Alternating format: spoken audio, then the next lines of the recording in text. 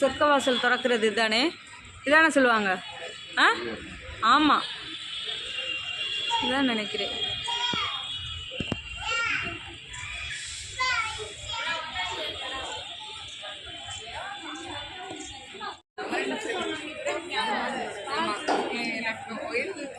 நல்லா வாயில கொடுங்க.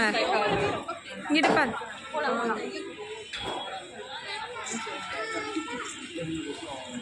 இங்கிட்டு கொடுக்க நான் எடுக்கிறேன். கொடுங்க.